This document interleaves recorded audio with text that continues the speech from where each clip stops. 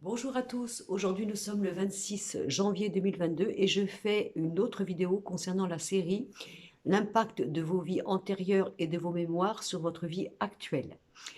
Donc c'est un tirage qui va en général vous renvoyer ce que vos vies antérieures et vos mémoires auraient tendance à interagir encore au jour d'aujourd'hui dans votre présent et bien entendu vous donner une explication sur votre mode de fonctionnement, votre dysfonctionnement aussi.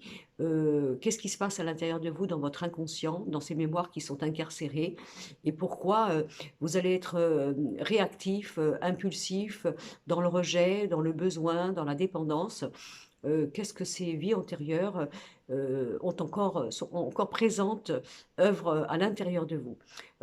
Lorsque nous venons au monde, nous sommes tout bébés, nous sommes bien sûr amnésiques de tout ce passé, heureusement, ce qui nous permet bien sûr de découvrir une autre manière de voir, de vivre, de concevoir, mais nous avons quand même un bagage qui nous poursuit.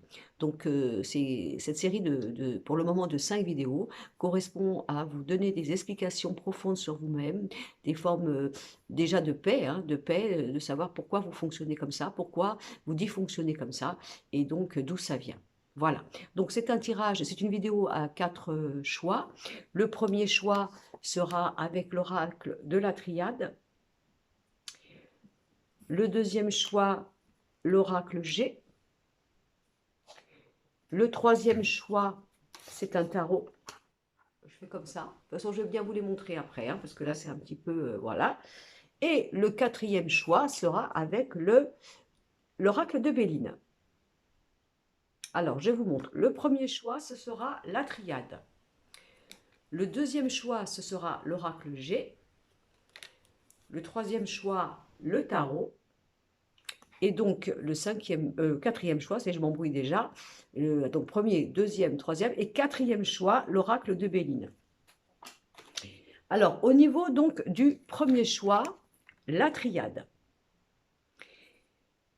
Vous avez vécu dans d'autres vies une forme d'écroulement brutal et spontané au niveau de vos croyances, au niveau de vos batailles. On a vraiment des vies là peut-être de chercheurs, de scientifiques, euh, alors quand je dis gourou, c'est pas gourou dans le sens mauvais, dans le sens, alors je sais pas si j'ai pas d'autre mot que dire gourou, mais enfin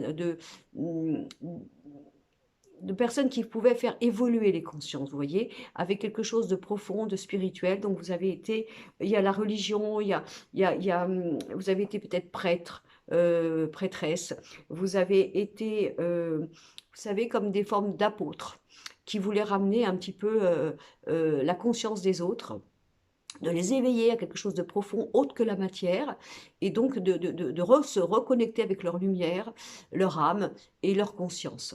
Alors, évidemment, pour ça, qu'est-ce que vous avez fait? Ben, vous avez défendu ce que vous pensiez être juste, peut-être carrément la croyance en Dieu, par exemple, vous voyez.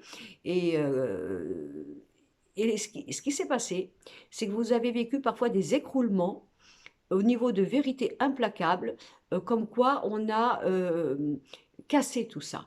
On vous a montré que vous étiez dans le leurre, dans l'illusion, que vous avez été trompé.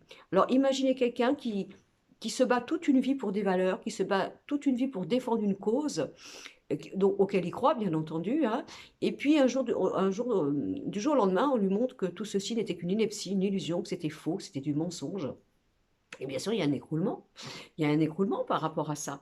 Alors, qu'est-ce que ça fait en vous? Il peut y avoir, au jour d'aujourd'hui, dans cette vie, une forme de rejet, hein, de tout ce qui serait imposé par les autres, la connaissance, la tradition, le fait du savoir, etc. Puisque inconsciemment, vous allez vous en méfier parce que vous allez vous dire, si jamais j'adhère à nouveau à cela, si jamais je sens en moi vibrer un élan, une passion, est-ce que déjà ça va être juste? Est-ce que je suis sûre d'aller dans la bonne voie, dans la bonne mission? Est-ce que je suis sûre de ne pas un jour, du jour au lendemain, tomber un peu, comment vous dire? Moi, j'ai pas d'autres mots, hein, sur mon cul, on va dire ça comme ça, excusez-moi, hein, parce que je m'aperçois voir que tout ça est une grosse farce. Donc, il peut y avoir chez vous une forme, vous voyez, de rejet de tout ce qui est déjà établi, de la connaissance des anciens, de la mémoire, de l'histoire, Parce que tout cela, bah, l'histoire, bien sûr, vous me direz, l'histoire c'est prouvé, hein, c'est prouvé, bien sûr, c'est prouvé par les écrits, hein, par les origines. Encore, n'oublions pas que c'est l'homme, quand je dis l'homme, c'est l'humain qui écrit à sa façon. Donc nous savons très bien que, bien sûr, il y a des histoires qui sont justes, hein, qui ont été scientifiquement prouvées. On a la preuve que c'est comme ça. Bon, ça, c'est une chose. Mais ça peut vous parler, hein. Vous pouvez avoir une forme d'auto-impulsion, vous voyez, de rejeter en vous tout ce qui viendrait, soi-disant, d'une connaissance établie. Voilà, ça, j'en veux plus. Je me méfie. Parce que derrière tout ça, ben, tant que je n'ai pas la vérité profonde, tant que je ne suis pas sûre, eh ben, je ne veux pas y donner un intérêt. Je vais prendre du recul, je vais faire très attention parce que je sais ce que ça... Enfin, je sais. J'ai une forme de vibrance à l'intérieur de moi qui me rappelle attention danger, parce que croire en quelque chose, se dévouer à quelque chose, ben, faut-il encore en être sûr, quoi, en être sûr dans la notion de ne pas comme ma mémoire me rappelle cette forme d'écroulement, vous voyez, de oui, d'écroulement, de dire, mais alors moi, je me suis battue pour tout ça et tout ça est faux. On m'envoie la preuve que tout ceci est faux. Donc là, vous avez une vie qui s'écroule. Et s'écroule parce que vous étiez constitué de cette façon-là. Constitué, un peu comme si vous aviez une passion de défendre cela. Vous voyez, imaginons un apôtre, bah, qu'est-ce qu'il fait l'apôtre bah, qu'est-ce qu'il veut il veut ramener la lumière dans ceux qui sont dans l'ombre. Mais avec quoi bah, avec ce qu'il a appris, ses vérités à lui, hein, avec ses miracles à lui, on va dire ça comme ça. Puis bien sûr, l'écroulement.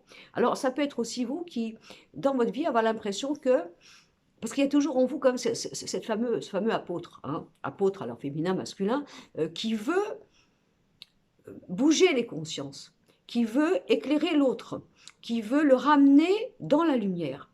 Voilà. Donc ça voudrait dire aussi que vous pourriez avoir l'impression que de toute façon, quoi que vous fassiez, il faut que ce soit une forme de mission. Une forme de mission.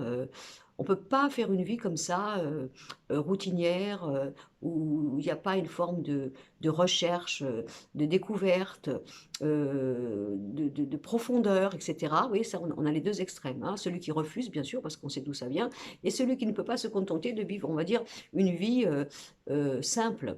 Je ne peux pas faire un métier comme ça où c'est... alors, j'ai le mot.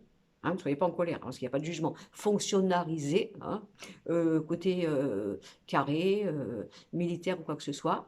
Et donc, il faut que ce soit quelque chose pour une cause aussi, hein. On revient à la cause. Alors, vous pourriez, par exemple, être intéressé par porter le métier qui représente la police, le côté pompier, le côté sauveteur, le côté... comment vous dire, un chercheur, vous voyez, à nouveau, euh, il faut aller chercher une valeur de toute façon dans tout ce que vous faites, dans tout ce que vous avez envie de faire. Donc il y a une profondeur, bien sûr. Alors on sait très bien que quand on devient, comment vous dire, vous savez très bien la dérive. Quand quelqu'un se débat pour une cause, qu'il insiste, qu'il veut convaincre, voire qu'il veut obliger, on devient, entre guillemets, j'ai bien dit entre guillemets, ce qu'on appelle l'intégriste. Alors, à prendre à la légère, hein, on n'allait pas penser que vous êtes des intégristes, c'est pas ça. Mais à force de vouloir défendre une cause avec corps et âme, eh bien, parce que nous, on est convaincus, hein, on est sûr que c'est ça, on est sûr que c'est la vérité, ben, du coup, en voulant partager, on impose. Donc ça peut être des traits de caractère que vous pouvez trouver en vous, dans le côté, bien sûr, qualité et défaut. En gros, le défaut, c'est soit j'ai gardé ce côté éclaireur de conscience, hein, éclaireur, éclaireuse, bien sûr. Et je ressens ça en moi. Donc, ça peut aussi avoir, vous voyez, par exemple, des métiers de psychologue, de thérapeute, au niveau médical, de tout ce qui est la psychiatrie, vous voyez, de ce genre de choses, parce qu'on a besoin d'ouvrir la lumière à l'autre qui est tombé, qui s'est assombri lui-même, ou qui s'est écroulé lui-même, parce qu'un jour, son monde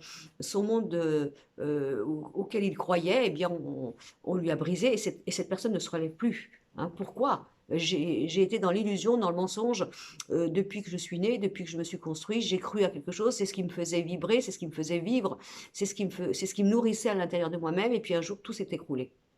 Alors, qu'est-ce que ça peut faire? Je vous dis, ce genre de caractère en vous, vous pouvez trouver de mémoire, de plus, de moins, de combat, voilà. Ou alors d'être toujours dans une forme de, vous voyez, de celui qui va aller chercher la petite bête un petit peu, hein.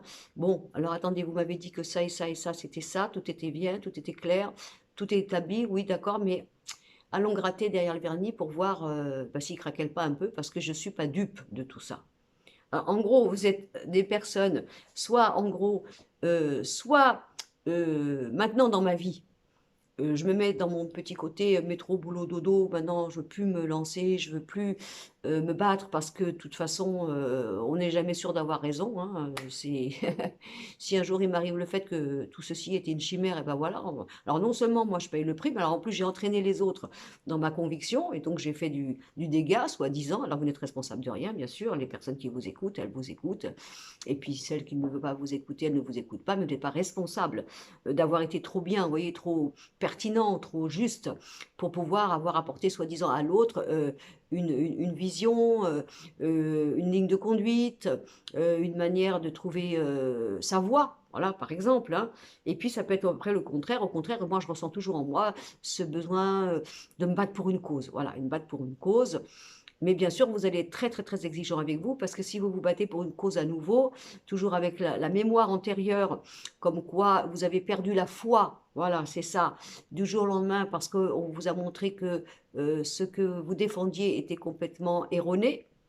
Donc il peut y avoir encore dans cette vie cette impression de dire de toute façon moi je peux rien faire d'autre sans être dans la passion, dans le fait de me battre pour quelque chose, mais bien sûr vous allez mettre beaucoup d'autorité, beaucoup de perfectionniste, beaucoup de méticulosité et beaucoup de besoin de prouver que ce que vous proposez, ce que vous donnez, eh bien c'est intelligent et c'est sûr quoi, il n'y aura pas il y aura pas de danger.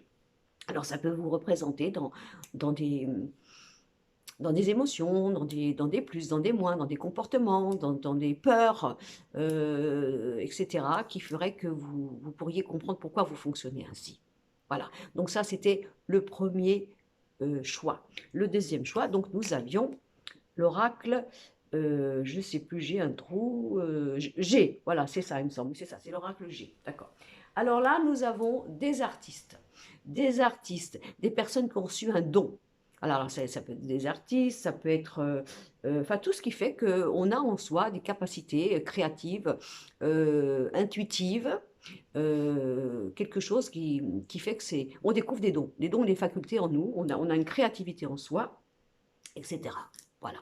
Donc ça, il va falloir le savoir. Vous pouvez être attiré par ce choix parce que, ben, je sais pas, vous avez envie d'être vous êtes, je dis n'importe quoi, moi, vous êtes fonctionnaire, par exemple, et puis vous avez envie un jour ou l'autre, d'aller peindre des toiles sur Montmartre et de dire, voilà, moi, c'est ça ma vie, c'est ça ma vérité, quoi.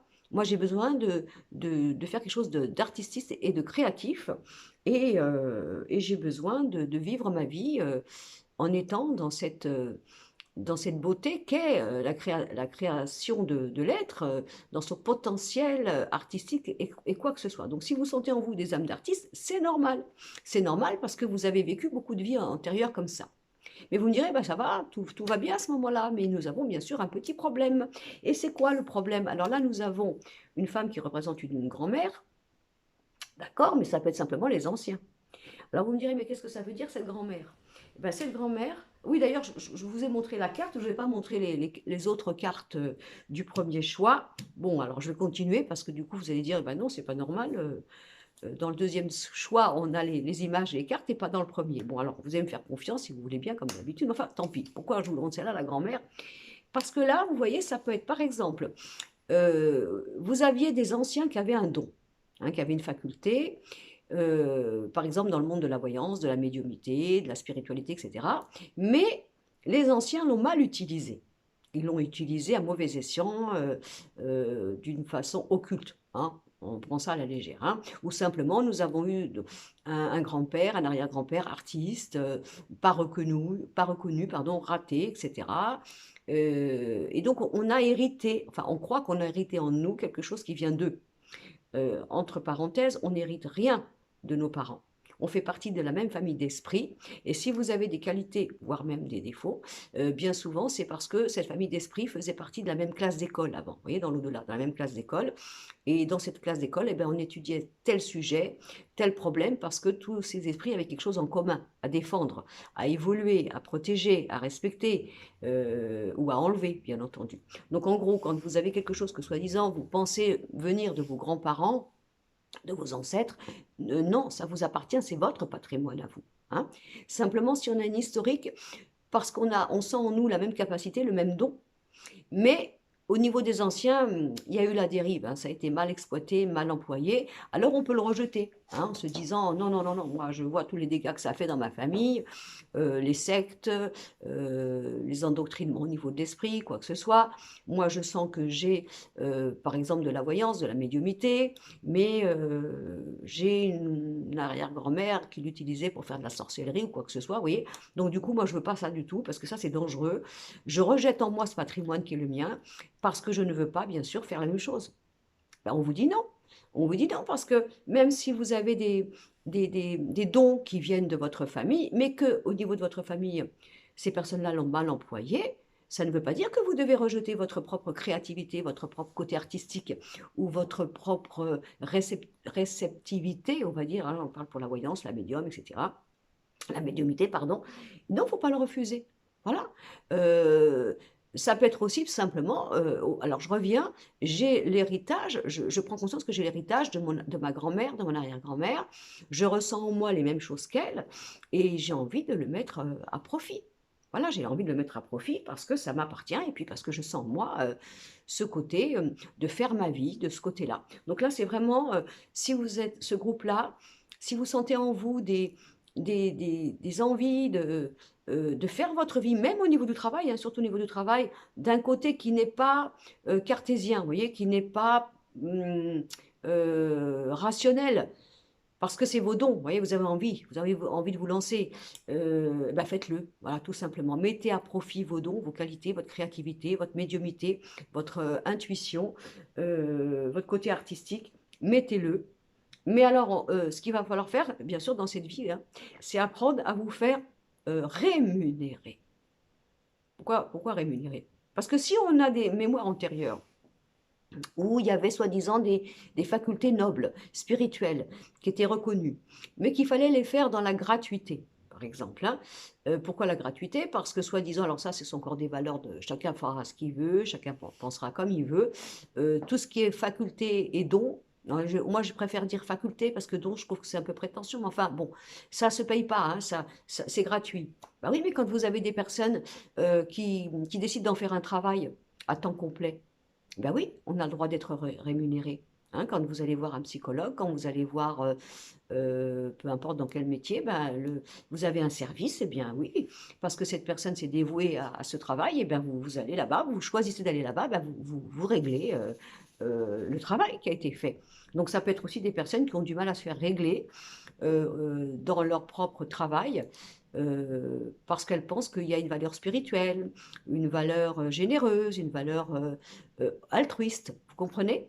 Alors, si vous décidez d'en faire un travail, n'ayez pas de souci avec la tarification, avec le fait de vous faire, de monnayer ce que vous proposez. Si vous n'en faites pas de travail, que c'est un travail en dilettante, ben vous avez aussi le droit de vous faire payer. Alors pourquoi je parle de ça? Parce que il est possible que dans des mémoires antérieures, l'argent, vous voyez, l'argent, le fait d'utiliser une faculté artistique, médiumnique, intuitive, ait été bien sûr reconnu, et que l'argent a tout, a tout sali, voilà, a tout sali.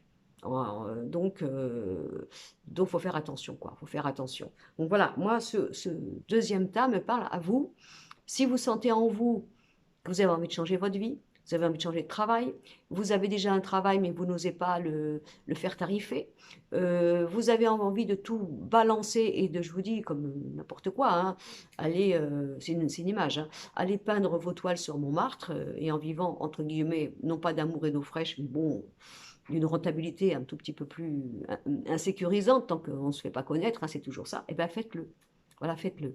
Et si vous avez un impact de mémoire au niveau justement de ce que vous sentez en vous comme faculté, mais que ça a été mal, comment vous dire, employé dans votre famille, eh bien, ne restez pas dans le refus de ce qui vous appartient et surtout, allez-y, quoi, et tout votre côté créatif, artistique, plus en avant. Voilà, si vous voulez être chanteur, si vous voulez être, comment vous dire, artiste, eh ben, allez-y. Voilà, vous avez le droit et ça vous appartient. Voilà, donc ça c'était pour le deuxième choix. Troisième choix, nous avions donc le tarot. D'accord? Je vous montre le tarot. Alors là, on a eu des juges. On a eu des gens qui ont été obligés de rendre la loi, la justice, alors je corrige la sentence, hein, d'accord. Hein. Il y a eu besoin, vous avez eu beaucoup de vies comme ça, où la loi, le fait vous-même que vous soyez positionné dans celui qui juge, celui qui va donner la sentence, on va dire ça comme ça, eh bien alors, pour vous, la droiture, la franchise, la moralité, la limpidité, la clarté, c'est essentiel pour vous. C'est essentiel pour vous. Il faut que ce soit équilibré, il faut que ce soit réfléchi, il faut que ce soit moral. Et il y a bien sûr chez vous un besoin de justice, un besoin que les choses soient pures, que les choses soient honnêtes, que les choses soient oui, qu'il y ait une égalité, hein, liberté, égalité, fraternité, pour ça, ça vous colle à la peau, il n'y a pas de souci, c'est bien pour vous. Alors là, on va parler des messieurs, hein, parce que on a aussi le côté masculin, le côté solaire, et ça peut être des personnes qui ont été castrées de leur bon droit. Et je parle aux messieurs, hein, dans leur vie, comment ils se sont constitués en tant qu'hommes. Comment leur virilité a pu se mettre en place, comment on leur a imposé d'être un homme à devenir, alors qu'eux-mêmes, dans leur masculin, ils n'étaient pas comme ça. Alors on a un problème avec le père, avec le grand-père, avec donc la descendance, donc l'homme, qui doit porter un peu ce poids. Alors c'est quoi porter ce poids? Par exemple, avec cette histoire de justice, c'est un peu comme si vous aviez malheureusement dans votre famille des ancêtres qui n'ont pas fait des choses bien, qui ont été condamnés. Vous savez, un peu comme si dans cette famille, on portait le V de voleur sur le front. Alors, voleur, ça veut dire c'est grand, hein, et qu'on le subit. Et donc, le descendant, donc vous, messieurs, par exemple, vous avez l'impression que vous devez laver euh, l'honneur de la famille. Voyez, il faut que vous soyez un homme droit, propre, pur, toujours dans une forme d'authenticité, dans une forme de côté immaculé, de blancheur, voyez, parce qu'on vient de quelque chose qui a été sali par l'homme, et il faut que moi, en tant que descendant, je honore mon nom à nouveau. Voilà, le nom que je porte, qu'on m'a donné à la naissance, ben c'est moi qui ai le fardeau, voilà. Moi, j'ai le fardeau de mes ancêtres, il faut que je répare, il faut que je puisse montrer la sincérité, l'honnêteté du nom que je porte, et donc il faut que je sois parfait. Et ça, c'est lourd. Hein, c'est lourd. Vous n'avez pas à supporter la mémoire familiale, vous n'avez pas à vous sentir celui qui doit laver l'affront, la souillure, on parle de choses de vol, de viol, de vos ancêtres, vous voyez. Et comme vous êtes le représentant masculin et que c'est l'homme qui a abîmé, alors il faut que vous soyez dans une forme de rédemption, d'apporter dans votre vie quelque chose de toujours clean, comme si vous étiez redevable au niveau de la loi, de montrer patte blanche, de montrer votre authenticité et votre honnêteté. Donc ça, c'est un poids. Alors d'abord, vous n'avez pas à le porter, vous avez le droit d'être ce que vous êtes, et puis vous avez le droit d'être l'homme que vous avez envie d'être. Hein, ça, c'est pour les messieurs, par exemple. Hein, mais ce n'est pas que pour les messieurs, ce tirage, hein, c'est pour messieurs et dames. Et après, donc, nous avons euh, cette justice que vous avez vécue dans d'autres vies. Alors la justice, d'après moi, hein, vous l'avez beaucoup actée, vous avez été obligé de l'annoncer, la justice, donc juge, avocat, on n'avait pas ces noms-là avant, mais bon, représentation de tout ça. Et qu'est-ce que ça met? Qu'est-ce qui peut être pire pour un juge, alors qu'il fait son métier avec morale, on est d'accord? Qu'est-ce qui peut être pire? C'est de s'apercevoir un jour qu'il s'est trompé. Ah, qui s'est trompé. Ah, et ça vous est arrivé. Bien sûr, c'est normal, c'est humain. Et là, il y a une souffrance. Il y a une souffrance d'avoir, par exemple, condamné un innocent. On n'a pas dit que vous avez condamné des innocents. Mais vous voyez, les mémoires de vie antérieure. Alors là, évidemment, c'est là-dedans, hein. Moi, je ne veux pas à nouveau me sentir ce poids de cette conscience, de m'être trompée, parce que c'était à moi de donner la sentence. C'était mon rôle. Il a fallu que je juge. Voilà. Et après, quand moi, le juge, j'ai dit coupable, si je me suis aperçue avec la nuit des temps que bah, c'était faux, parce que les preuves qu'on m'avait apportées, tout ce qui était là à ce moment-là, bah, était fourvoyé, c'était faux. Et moi, j'ai condamné un innocent. Donc il peut y avoir en vous cette souffrance, voyez, vous ne savez pas d'où elle vient, voyez, de culpabilité, dans vos idées, dans vos propos, dans votre manière de juger vous-même. Et là, qu'est-ce que ça peut faire? Eh bien, vous pourriez devenir quelqu'un qui ne dit plus rien. Vous voyez, je ne me positionne plus, je prends plus parti, comment on veut dire, je suis plutôt une forme d'éternel médiateur, oui, non, chacun d'accord, parce que j'ai pas envie, parce que si je dis mon point de vue, si je dis mon opinion, je vais donc me mettre dans une forme de clan, pas de clan dans le sens d'horizon, oui, de ligne de conduite, et moi j'ai peur de me tromper. Alors là, on peut avoir des personnes qui, à cause de ça, sont effacées, ne prendront pas position, ne pourront pas donner leur avis, préféreront que ça soit les autres, déléguer au niveau des autres. Voilà. Non, non, moi je fais pas, c'est toi qui fais, parce que moi, je n'ai pas envie, hein, j'ai pas envie à nouveau de me tromper, vous voyez. Donc, ça peut être des personnes qui, à cause de tout ça, seraient plutôt des exécutants des autres, c'est-à-dire c'est toi qui fais, c'est toi qui vas dire, c'est toi qui vas te positionner, et moi, je suis là, bien sûr, mais je prends surtout aucune directive. Plus jamais je donne un avis sur quelque chose parce que j'ai pas envie de faire une erreur, tout simplement.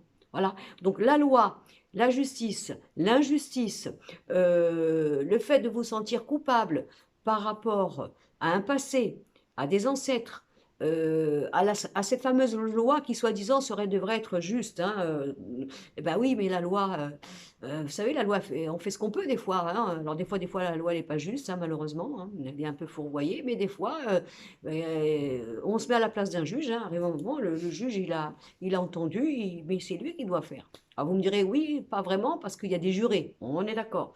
Mais c'est quand même le juge, hein, qui va devoir donner une punition, on va dire ça comme ça. Donc vous pouvez être en même temps très dans ce besoin de limpidité, de lumière, de clarté, de preuve que ce soit juste ce que vous allez penser, ce que vous allez proposer, ce que vous allez être, ce que vous allez dire, ou alors complètement quelqu'un d'effacé du coup, parce que du coup, moi, je ne prends plus parti. Voilà, je ne prends plus parti, je ne me positionne pas, vas-y, prends ta décision toi-même, je suis, vous voyez, quelqu'un qui pourrait toujours être dans l'écoute, on pourrait dire de vous, par exemple, ah ben c'est quelqu'un de très gentil, il n'y a pas de problème, hein, il écoute tout, il est ouvert à tout, ça en tant que conciliateur et médiateur, vous êtes parfait. Mais est-ce qu'il se positionne? Est-ce qu'il prend une décision? Non, il est toujours d'accord avec tout le monde, il ou elle, hein, bien sûr, hein, mais il ne se positionne pas. Et pourquoi? Ben parce que dans votre âme, vous avez peur.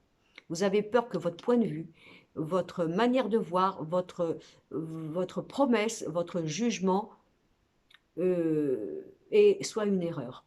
Voilà. Voilà ce que je pourrais vous dire à peu près par rapport à tout ce que ça pourrait vous représenter comme émotion, comme peur, comme traumatisme, comme excessibilité, vous voyez, dans le côté excès, ou alors dans le côté introverti. Hein, introverti, voilà. Voilà ce que ça pourrait faire. Ça pourrait vous donner des explications du pourquoi et du comment vous êtes comme ça. Alors oui, bien sûr, si vous êtes en couple, hein, que vous ressentez que c'est votre conjoint ou votre conjointe, et c'est pareil pour tous les autres tas, à telle attitude, ben, alors ça vous parle soit à vous, c'est vous qui êtes comme ça, soit c'est l'autre qui réagit d'une certaine façon, et vous comprenez pourquoi, hein, pourquoi ça se passe comme ça. C'est pas, si vous voulez, un manque de personnalité, c'est pas un manque de courage, c'est simplement une telle trouille de devoir porter un jugement que du coup on n'en porte plus. Voilà. Ça, c'était pour le troisième tas. Et alors, après, nous avons bien sûr le dernier, l'oracle de Béline. L'oracle de Béline. Alors, ben là, c'est surtout des gens qui ont été privés de liberté, qui ont été emprisonnés toute leur vie pour la cause des autres. Alors moi, ça me parle, par exemple, vous voyez, dans une famille, l'enfant aîné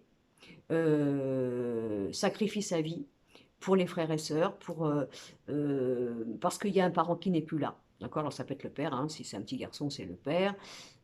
Si c'est la fille, ça peut être la mère aussi, hein. Enfin, de toute façon, il y a un parent qui manque, il y a un parent. Et donc, l'aîné est exploité, utilisé, attendu, demandé pour remplacer le parent qui n'est plus.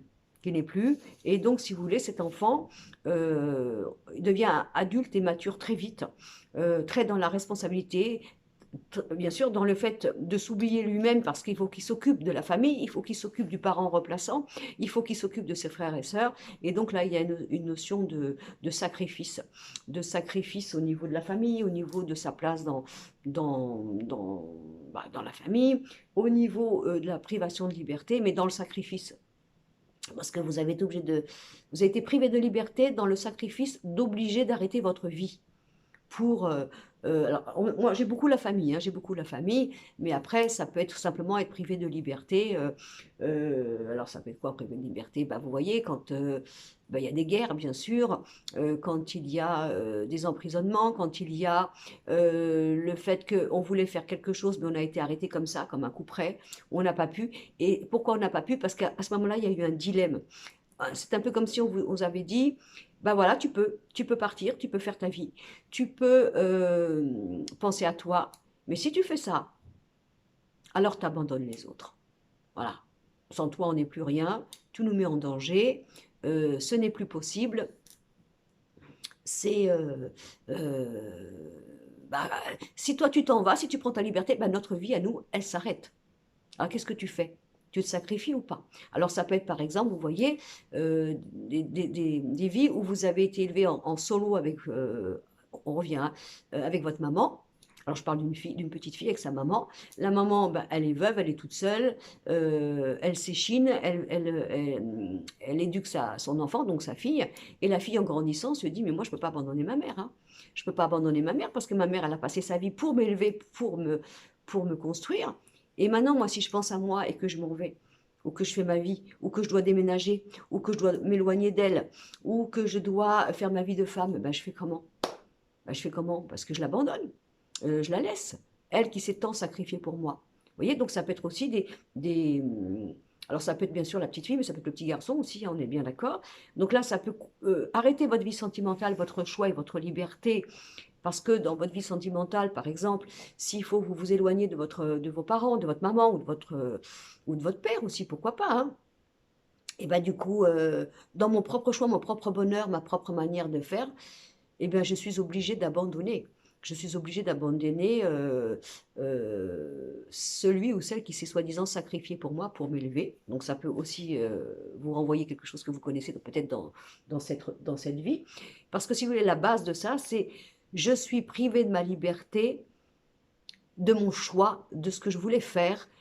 Mais il y a toujours ce côté violent, vous voyez, dans d'autres vies, comme si c'était ça y est, c'était là, vous pouviez y aller, tout était prêt, tout était organisé, on va pour y aller, et là, tac, vous savez, comme une forme de, de conscience, vous voyez, un événement qui dit, ok, hop, hop, hop, tu t'en vas, mais tu sais où tu vas, si tu fais ça, alors voilà ce que vont devenir les autres.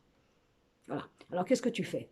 Tu penses à toi, ce qui est normal, hein, ou alors tu deviens celui qui, par ton égoïsme, ta jouissance personnelle, par le fait de te réaliser, de te créer, bah, du coup, tu mets ceux que tu abandonnes dans la perdition, dans le manque et dans la fragilité. Vous avez vécu ces dilemmes-là de choix, de perte de liberté pour vous sacrifier au niveau des autres. Et alors qu'est-ce que ça va faire en vous? Hein? Il y aura toujours ce sentiment que lorsqu'il faut que vous pensez à vous, lorsqu'il faut que vous choisissez quelque chose pour vous, lorsqu'il faut que vous fassiez quelque chose qui vous fasse plaisir, cette impression de culpabilité, de honte, d'égoïsme, vous voyez, est-ce que vraiment je peux faire ça? Est-ce que ça ne va pas enlever au mien? Est-ce que le fait de me réaliser par exemple, quelqu'un qui veut changer de travail, qui veut se mettre à son compte, hein, messieurs, mesdames, on va penser peut-être plus aux messieurs là, voilà, moi avant j'avais un travail sécurisant avec un bon salaire, mais j'en ai marre de tout ça, j'ai envie de me mettre à mon compte. Simplement, si je me mets à mon compte, eh ben, évidemment, il va falloir peut-être attendre un an, hein, le temps d'avoir une bonne clientèle, etc.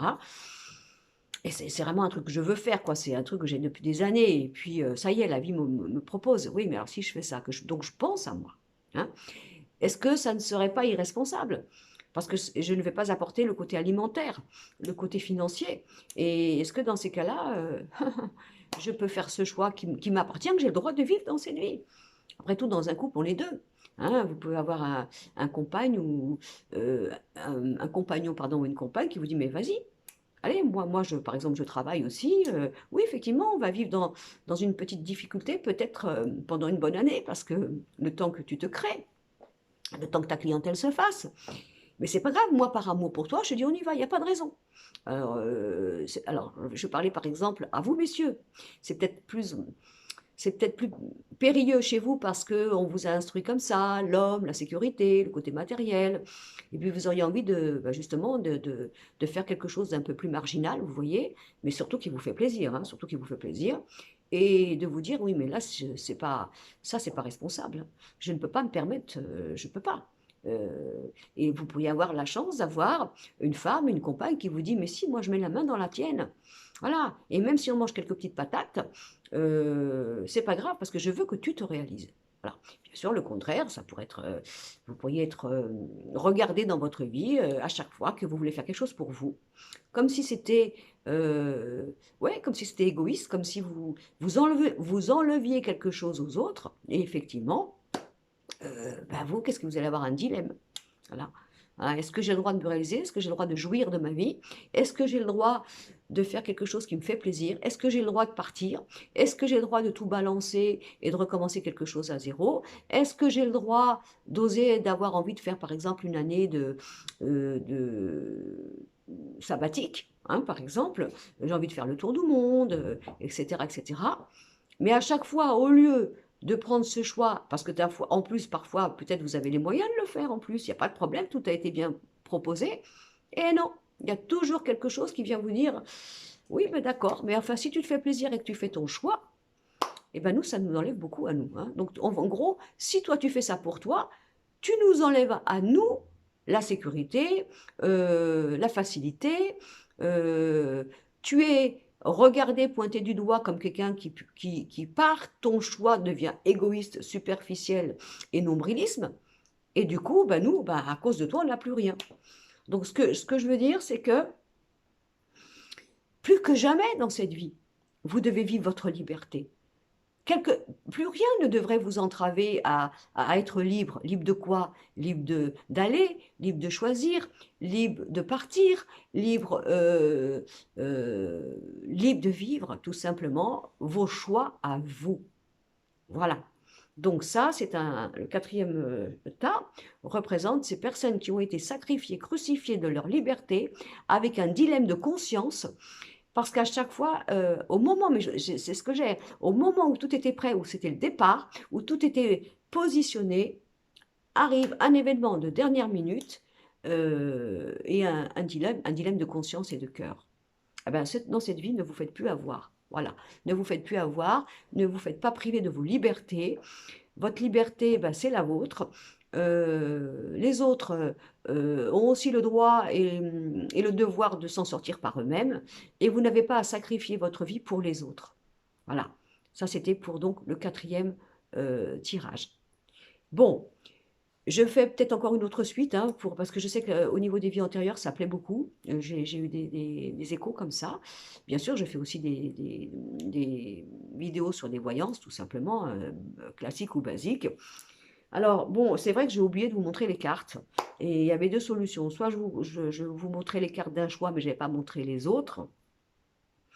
Mais je pense que du coup, comme j'ai commencé comme ça, ben, je ne vais pas les montrer. De toute façon, bon, il y a certaines personnes qui connaissent bien sûr les jeux, les cartes. Et vous savez très très bien que même si on connaît les jeux nous-mêmes ou les cartes, c'est toujours intéressant d'entendre l'interprétation de l'autre personne qui va savoir les découvrir et vous les proposer différemment. Puis pour toutes les personnes qui ne connaissent pas les cartes, eh ben, c'est pas grave, c'est vrai que c'est intéressant le graphisme. Mais bon, moi je pense que l'important, si je peux me permettre, c'est le contenant de ce que je vous propose.